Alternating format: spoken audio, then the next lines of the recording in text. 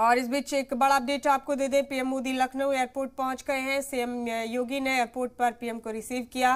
आपको बता दें कि पीएम के साथ बीजेपी सदर जेपी नड्डा भी मौजूद हैं। वजीर आजम नरेंद्र मोदी कल्याण सिंह को यहां पहुंचकर खराजे अकीदत पेश करने वाले।